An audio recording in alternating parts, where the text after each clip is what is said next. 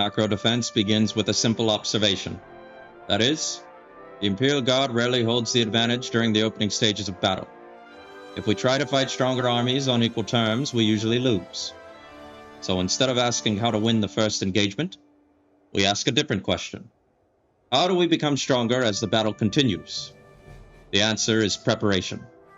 Rather than chasing the enemy, we spend our early resources building positions that are difficult to attack. Every turret, listening post, and defensive structure changes the battlefield little by little. Alone, none of these functions are especially powerful, but together, they make every future attack more expensive for the enemy. That is why our posture is reactive. We're not waiting because we lack a plan. We are waiting because attacking before we are prepared gives away our advantage. The enemy decides when to attack. We decide what they must attack. This idea applies throughout the match. Every resource we collect, every structure we complete, and every unit we preserve makes the next defense easier than the last. The battlefield gradually changes in our favor because our previous investments continue working, while the enemy must repeatedly spend resources to overcome them. The principle is simple. Defend and scale for less than the enemy spends attacking. If they lose more than we lose in every engagement, then even if they win small battles, they'll slowly lose the war. This is possible because our defenses support one another. Garrisons will reinforce weakened positions. Tech priests build and repair under fire. Fortifications absorb what would otherwise break us. Each part of the defense increases the value of the other. Eventually, the balance changes. What begins as fragile defensive positions becomes a powerful economy, advanced technology, and elite Imperial Guard formations. The enemy has not suddenly become weaker. We have simply reached the point where our preparation outweighs their early advantages. That is the purpose of macro defense. It is not about surviving forever. It is about reaching the moment when the battle begins to favor us.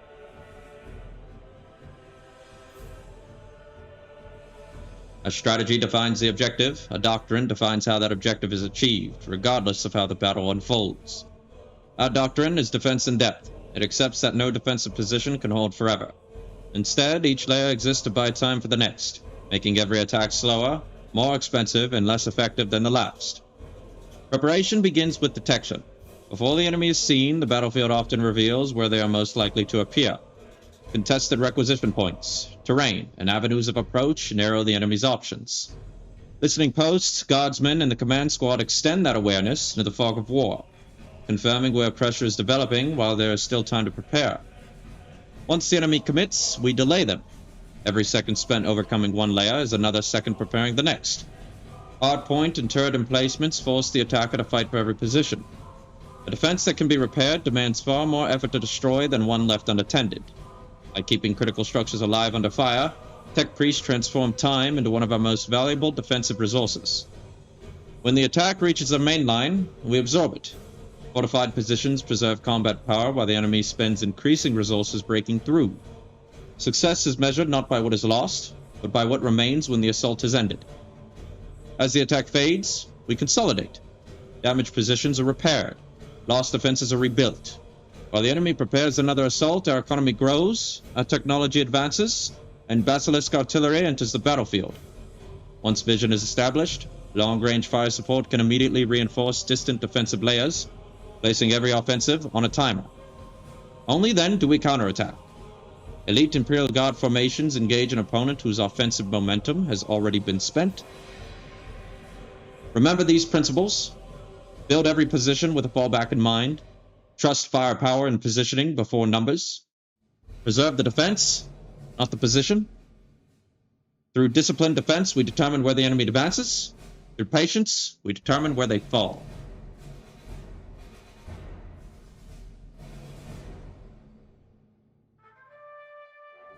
Every strategy begins with logistics.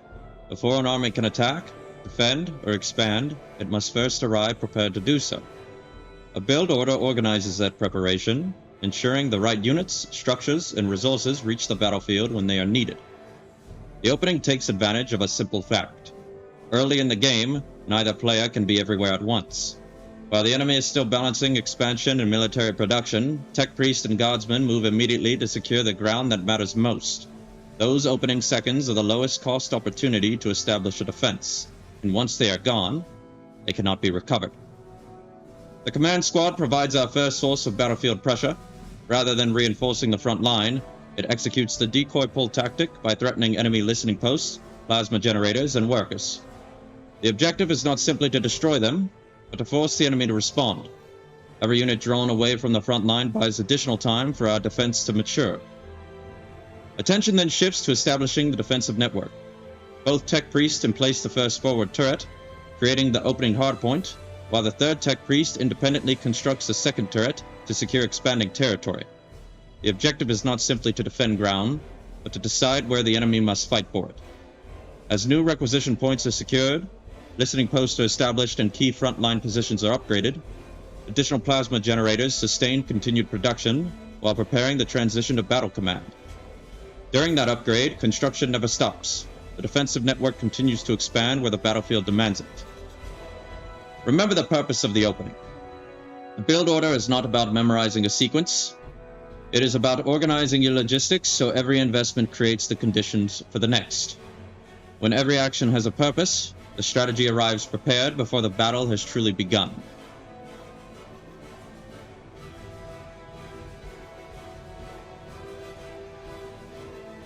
The battlefield asks different problems to be solved at the same time. Ground must be secured, defenses must be maintained, enemy attacks must be stopped, distant battles must be supported. The composition answers those problems by placing the right capability where it is needed before the battle demands it. This composition is built around a defensive core. Guardsmen secure territory and screen the advance. Tech priests preserve the battlefield through construction and repair. Heavy weapon teams anchor the fire line. Together, they establish the positions from which the rest of the army can fight effectively. Around that core, every supporting unit extends the army's influence beyond the front line. The command squad creates pressure where the enemy is weakest. Basilisks provide fire support wherever vision is established. Through careful delegation, guardsmen assume independent battlefield responsibilities, contesting critical objectives without drawing the main force away from its primary position. Because every unit has a different responsibility, the composition is strongest when each is allowed to perform it. The front line holds ground. Fire support shapes the battle from a distance. Builders preserve the position everyone else depends on. When every element is trusted to fulfill its role, the army accomplishes far more than if every unit fought the same battle. As the composition grows, continue thinking in responsibilities rather than unit count. Ask what the battlefield needs next. More firepower? Greater mobility? Better repairs? The correct addition is rarely the strongest unit. It is the one that solves the most important problems still left unanswered. Remember this principle. Victory is not achieved by asking every unit to do everything. It is achieved by giving every unit a purpose, then training the execution of that purpose.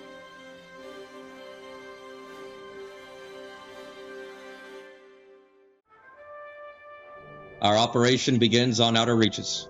Before the first order is issued, the battlefield itself must be understood. Every map presents opportunity, vulnerability, and decisive ground. Macro defense succeeds by recognizing each before the enemy does. Outer reaches is a centralized battlefield. Control of the middle reduces movement time, strengthens reinforcement routes, and projects influence across the map through the central critical location. For macro defense, this ground is decisive. Holding the center establishes the foundation from which the remainder of the battlefield can be defended. Our opening objective is therefore clear. Establish a defensive anchor within the center and deny the enemy uncontested access to its strategic value. Our deployment begins immediately. 2 tech priests advance to the central requisition point to construct the first turret emplacement, while the third independently establishes a second over our northern requisition point. Simultaneously, the first guardsman squad conducts a forward cap onto the contested central objective, reinforcing the tech priest while both emplacements are brought online. This deployment deliberately fortifies the 2 most likely avenues of enemy advance. The center is expected to absorb the opening assault. Failing there, the enemy naturally searches for an alternate route through the northern approach, only to encounter another prepared position. Rather than reacting to the attack, macro defense shapes where the attack can occur.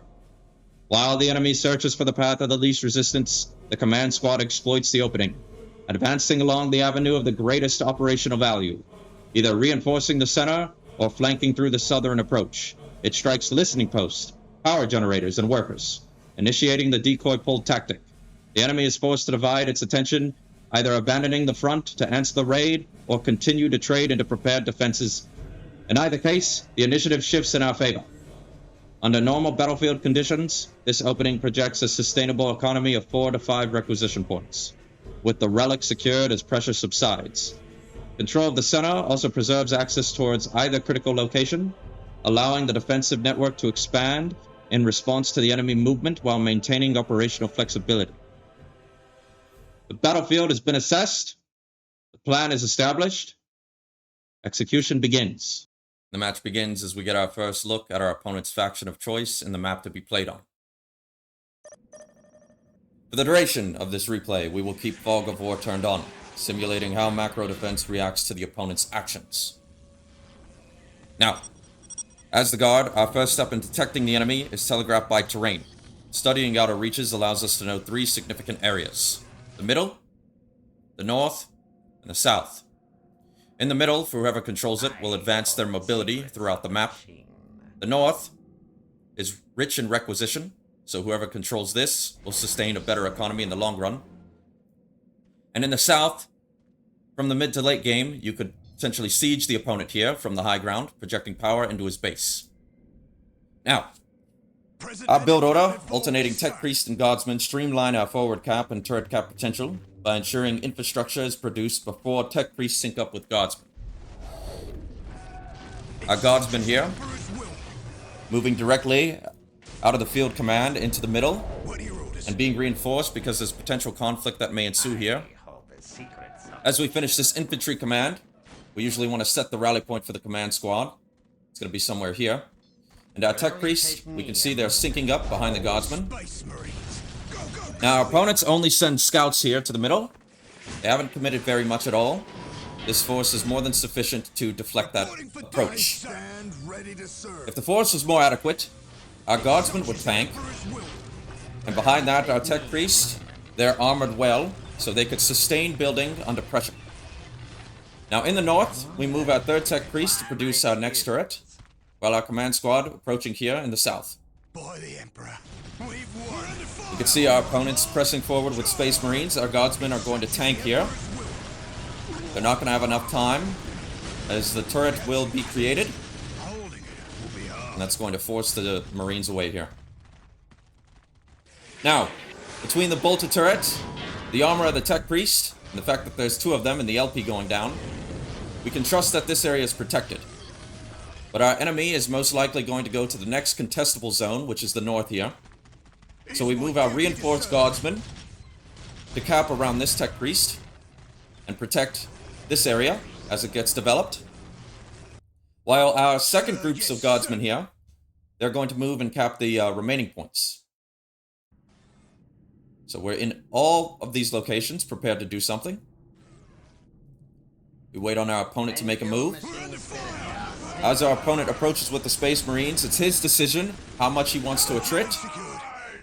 He pulls out early, doesn't want to lose any models. But him revealing himself in the north allows our command squad to move unhindered, as his investment was primarily dedicated to the north. So there's an exploitation gap here that the command squad will take advantage of. So now we move into the base, searching for workers. Be the first target, the next would be LPs. And as we focus this LP, we put a timer on that Space Marine squad. Let's take a look at where it might be. So we can see he's moving through the middle. Maybe a slight indecision, not sure where he wants to commit to. He doesn't have too many options, as if he goes north, he runs into defense. In the middle, you can see he also runs into defense here. Now with this Tech Priest already prepared, we're able to start the repair cycle. And it's smart for him to try to focus down that Tech Priest, but he should put all of his firepower into it, as the repair rate is very strong. We also use the reactive garrison tactic here, as we load troops in to react to this engagement. The Tech Priest comes out to tie up the Space Marine squad, while Guardsmen reinforce here from the middle. We can see our opponent is rejected from the middle. And in the process, he lost a listening post. And now he begins chasing the command squad as the alternative is to push back into the middle. And it's even more fortified now. And he doesn't have much movement left to project power anywhere else. So the command squad is the next best thing for him to pursue. But this plays right into our hand, as he dedicates his forces to chasing and imposes more delay on him and allows us to build up our territory behind it, consolidating the gains, as he gets little value from damaging the command squad. Now, our micro is deliberate here. If we were to run into the north, it'd be ideal if he were to sustain his engagement, as we'd be able to attrit his forces with the commander and all the defenses here. But that would invalidate the command squad's primary role, which is to project power into the enemy base. So we run through the middle, kind of denying the chase. And he thinks we might commit to a fight here. But he himself knows there's a defense in both positions. So without him pursuing, this enables the command squad to go right back to where he was in the beginning and look for workers and LPs and plasma jets. Our opponent, realizing he's been outmaneuvered, looks for value in the north, but with the LP reactive garrison and the pre-positioned tech priest, he's once again denied, realizing that the command squad is taking gains here in his base. We've already dealt with one worker. As we progress further, we can see there's another worker to go after. And that puts our opponent into a very frustrating position, as we're essentially slowing him down, forcing him to play a game of tag with the command squad. But behind it, we're able to scale. So if we take a look, as the Imperial Guard, we can see we're 54% to the battle command, almost to tier 1. Our opponent, on the other hand, while he does have some requisition and power in the bank, I don't believe he's advancing to tier 1. Instead, he's producing more power gens, still trying to consolidate his gains. So while his position isn't too turbulent, the Imperial Guard position is far more stable, as we're ahead on tech, we're ahead on the front line, both positions are fortified. He may have the timer for the critical location now, but that'll be easy to retake, as we could, we have a better movement capability than he does with our prepared garrison. So he's not in the greatest position to control the initiative in the game. The tempo is in the Guard's favor. As greater tech comes online, these positions will become increasingly difficult to for the Space Marine to assault. And he'll essentially attrit himself, trying to get back into the game. Now, I would have liked for this game to play out, but I understand the frustration. I've seen Flash get on Automatch a couple of times. He always plays a good game. So this was an excellent match. But from here, we're going to move into a more extended one and review another replay. So good game and well played, Flashkit. This was a good example of macro defense and how it could be oppressive in the early game. This Automatch example of macro defense has us against orcs on battle marshes. This time, we'll reveal Fog of War and attempt to view both perspectives. In the south, Chieftain 73, starting with 2 Slugger Boys, a generator, and a Du Bois hut. In the north, we have alternating Tech Priests and Guardsmen. We're gonna power build out a Plasma Gen, and proceed with our asymmetry. Now, our asymmetrical advantage as the Guard is holding the line, not reclaiming it. We need to project this in the right locations at the right time to secure our full tempo and logistics for the faction here. So we want to divide the map in a way that is conducive to our dynamics, and we want to read the terrain to figure out how that's accomplished. So if we take a look, it's immediately apparent that this critical location and relic can be contested early, but then it would take forever to get it. So instead, We need to find a way to acquire it without actually having to be present in that exact location. So the way we do that is we approach our opponent's strategic point here with our forward cap and turret cap initiative here. And we can see he's already tried to forward cap it himself, I believe. He's got some sluggers in position and a listening post. But these sluggers will prove inefficient, as they won't be able to micro against the 2 tech priests and guardsmen. There's no target they can focus on sufficiently. And essentially they're going to get denied. The listening post, on the other hand, is... well, it's not strong enough to reject this either. So while this is transpiring, behind it you can see we've kind of secured retroactively the relic and critical location. But what are we doing back home? We are securing our forward strategic point. Our second guardsman capped it. And our tech priests put a turret here as well. So this is to also deal with any incoming assault on this side of the map. And this being orcs, we can't really throw our commander in there. If he does push into these defenses here, it's an opportunity. But we need to kind of determine where his forces are going to go, so we have him out here scouting. Now, as our opponent pursues, we're already prepared to receive him.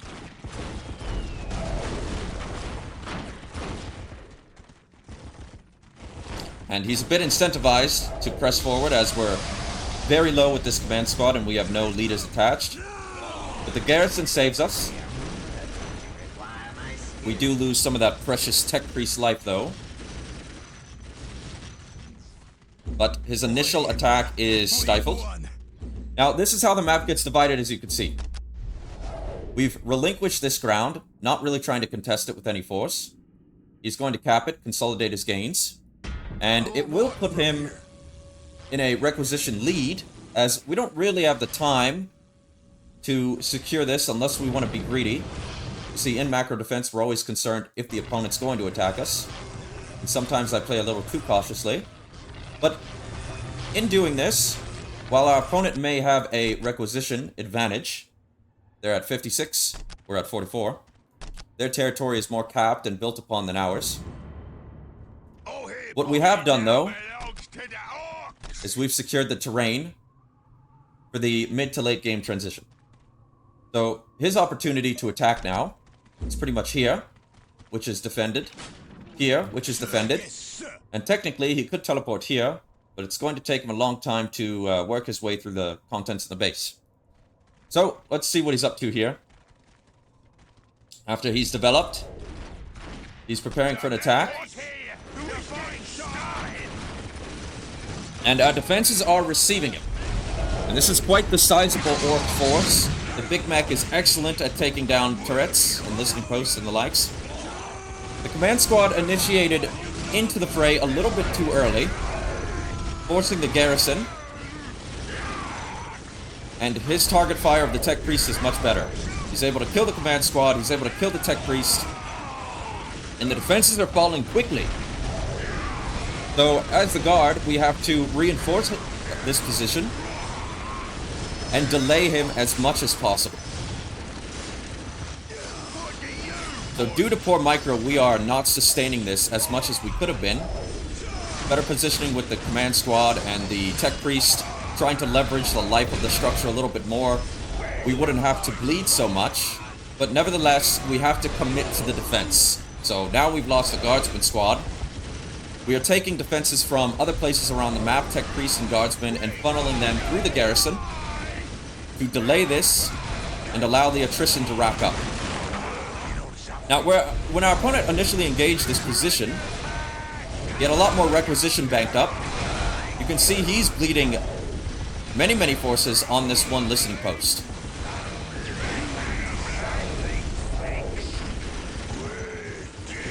Behind this, of course, we're producing tech priests. That's how it's being sustained.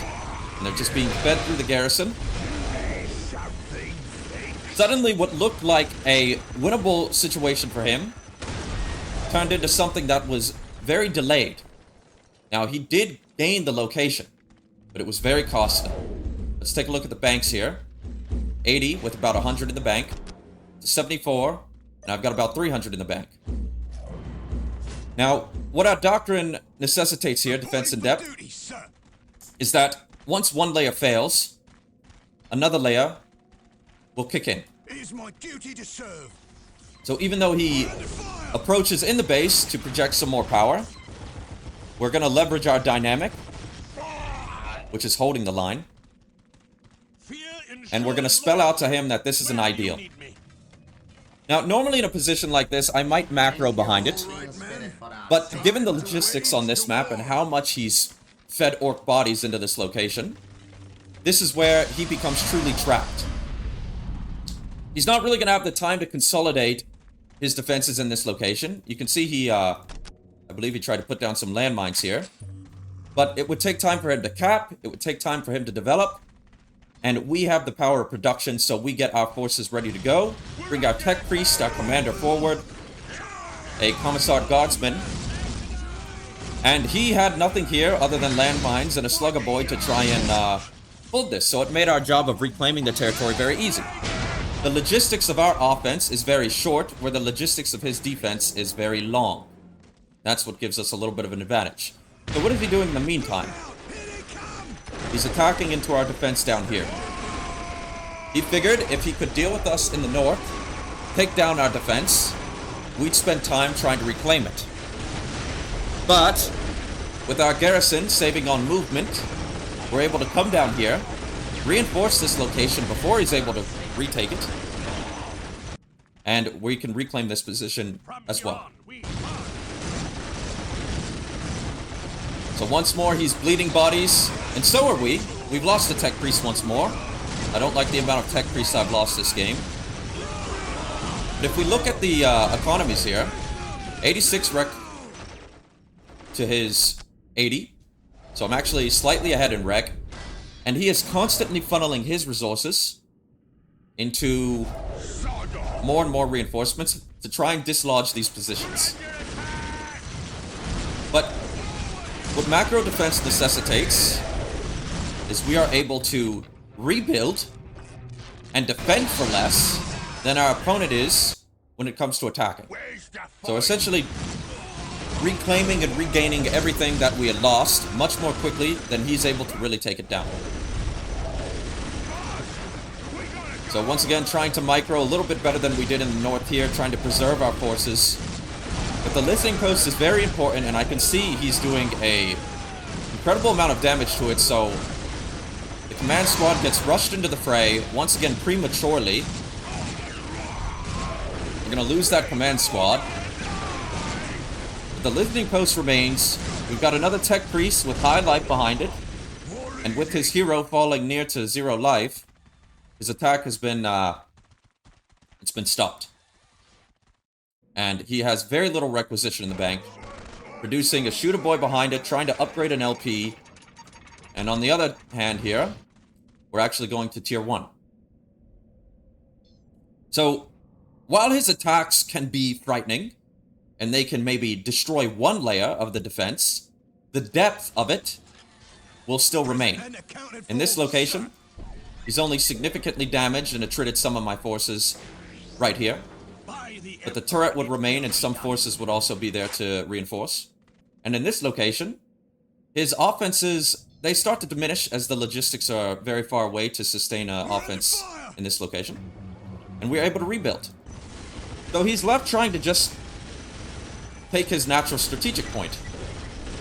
And it is very important that he eventually reclaims this territory, because it will gain him access to the critical location and the relic that we are retroactively defending with this defense here. So the initial division of the map has proved beneficial in the long run, because we can predict our opponent's assault, and we can leverage the easier defense of this location and exhausting his offense because of the distance.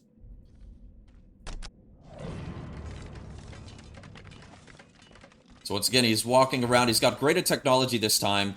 He's developing some tech and infrastructure here, because it looks like I'm projecting power. So if he's developed in the base, I might push in, I might take something. If he puts it here, maybe he's safe.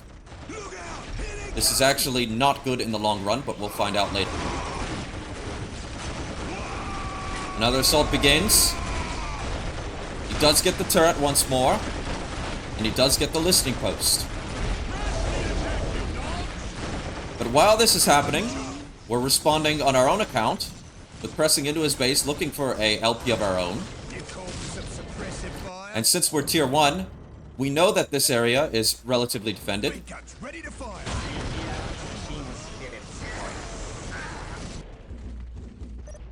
See, if he wanted to press in, he would not really have the force to do it with, nor the time. And he's responding to this down here. Now, we can see Imperial Guard aren't the greatest when you don't have your troops developed with weapons. We weren't able to get this listening post. He did a good job defending it with the Gretchen, and then teleporting over here with the squad. It was a good play by him. I bled some forces. And let's take a look at the economies here. 92 wreck to his 98. So we're both pretty close. Lift, right, But we find ourselves in a position where he's finally able to build a listening post here. He has a force to maintain a presence. But where's the downside? The downside is he really can't attack into this. It's rather defended. And the Imperial Guard range, in terms of their weapons, is starting to increase. Heavy weapon support is coming online, as we're building more of them. The mechanized command's being built, so we'll have vehicle support soon. And the problem for him is that it's easier to conduct a fire line creep in this direction, to retake this point and eventually shoot at this relic, than it is to do in this direction down here. If you were to fire line creep, your enemy would have cover, they would have distance, more light cover. It would be much harder to take these points later on. So instead, by giving him this territory, we've put him into a little bit of a trap. Because we can layer ourselves with defense in depth, moving forward, and he would have poor offensive logistics to kind of come over here and actually conduct anything offense. So he's actually forced into a defensive position from here on out.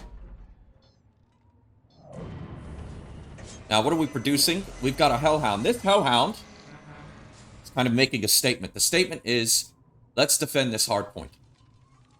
I don't want to lose this anytime soon. Once I've gotten to tier 1, I immediately upgraded this to a tier 2 listening post. We've deployed an infantry command, which transforms this into a hard point, and we've relegated a heavy weapons team down here. So we're kind of increasing the layers and depth in this location, because we know we can trust this defense. We know that we need the relic and the critical for late game, and if he never does anything about it, the inevitable Bane Blade will come through.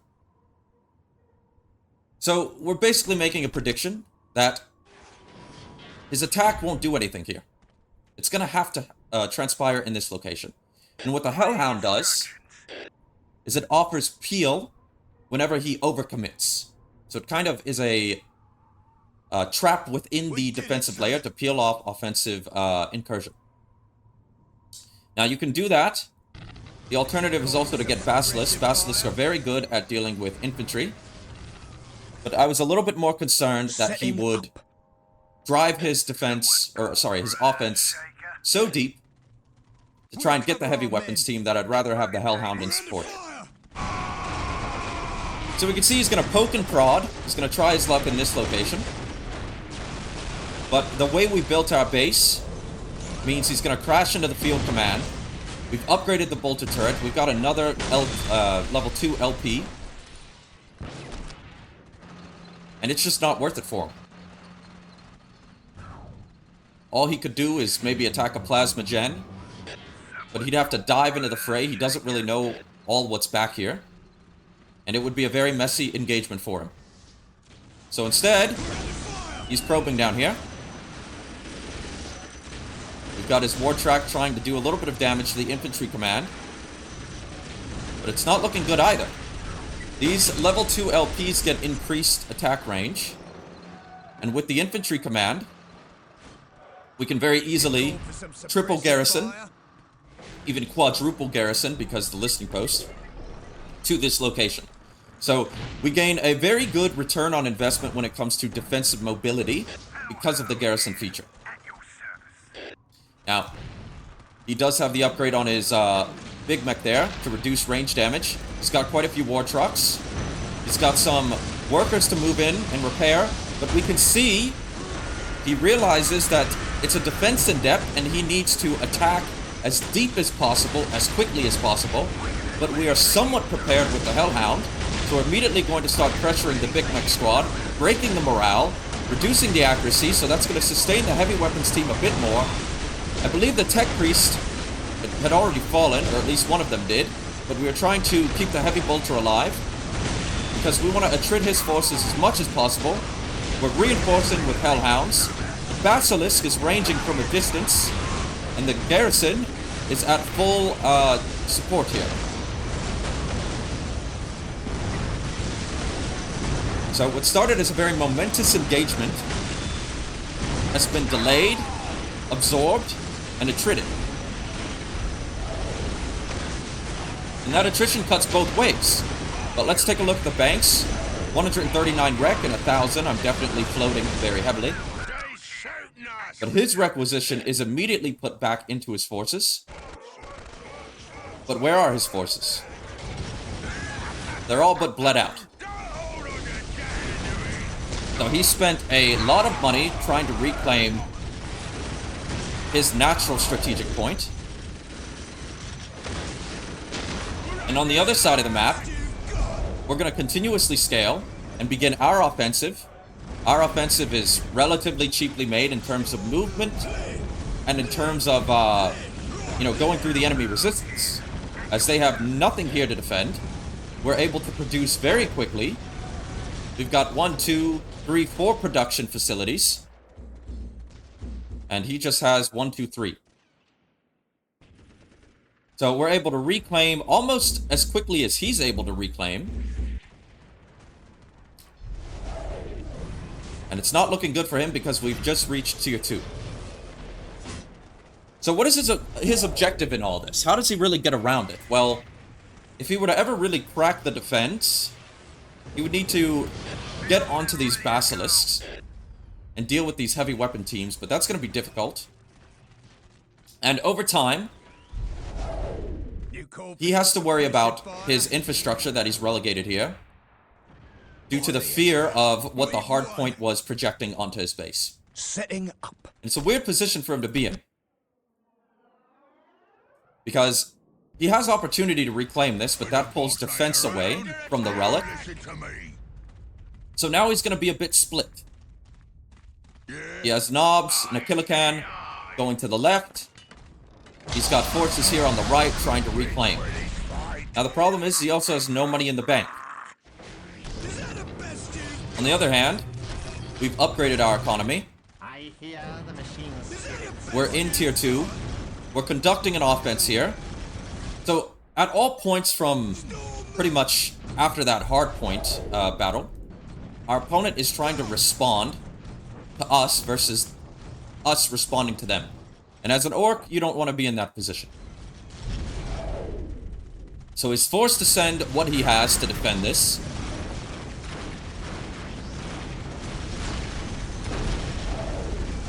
And Knobs, they can be pretty dangerous.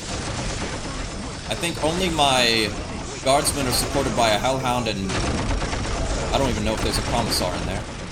But I decide to withdraw. As in macro defense, we're not really worried about derailing our opponent completely. We're just trying to defend until we can get to the late game where our forces are going to be more superior. We've got a little bit of miss micro here, the heavy weapons team. But it's not really a problem because as he projects power forward, he has to figure out what the priority is. Does he want to decap? Does he want to try and attack something here like a weapons team or a turret? There's essentially so much defense that it's hard to figure out what to go for. And behind all that, we even have more. Now, while all this has been transpiring, once we hit tier 2, Our priority is to get more attrition-based forces online, forces that will attrit him increasingly. We want to amplify our skirmish capability. So I usually go for the Vindicator Assassin and get that stealth as soon as possible, as well as the Corsican.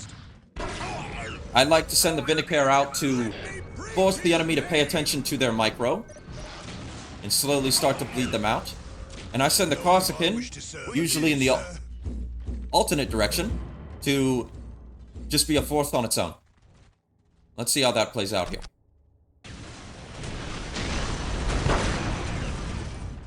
So he really doesn't have much to deal with anything.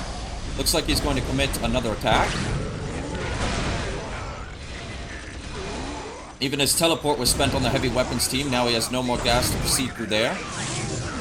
The assassin slowly racking up kills.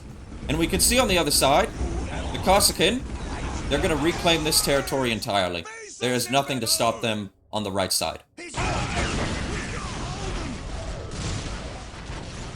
The momentum of his attack has pretty much been paused in the beginning. And he's never been able to get back here and touch this line.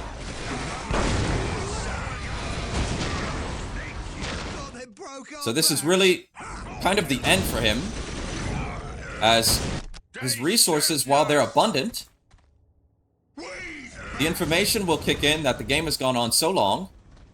The Corsican are reclaiming the right side, so the relic's going to come online. And a bombing campaign has been started. This is kind of the nail to the coffin here. Stop your running! You look like Orc buildings are very fragile when it comes to the Marauder Bomber.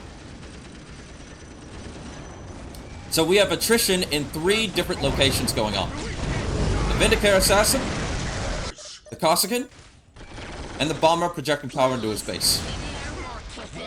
It's a lot to keep up with. And as the Imperial Guard, our APM is more freed up because our defense is automated. We have a little bit of a fire and forget tactic going on where we can conduct incursions with, you know, amplified skirmish capability in the late game. An invisible assassin who one-shots a fighter plane here, or a bombing plane, that just destroys structures, goes in and out on cooldown. And with my Corsican, I was feeling rather confident that I didn't even cap the relic. I just decided to push into his base and attrit him more.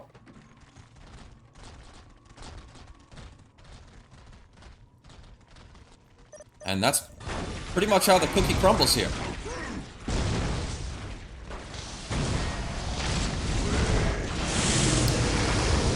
A valiant effort here in the end, as he tries to just figure out how far he can go, but he realizes the layers, they go too deep. And the Imperial Guard dynamic of holding the line is used to our advantage pretty much throughout the whole game. You sacrifice a little bit of economy early on for terrain advantage, and then you convert the map into your favor by lowering the offensive logistics of your attacks by attacking into more close points that are more local to your natural base. And the enemy, they have to see this coming, otherwise they begin attacking with very poor logistics, or they attack into a defense that is going to bleed them out.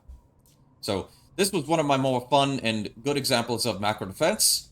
Well played by Chieftain73. I believe that's the first time I had gone against him on the ladder. And it was an excellent game, and well played by both sides. Remember, preparation wins battles long before they are fought. Stay vigilant, stay Velgheist.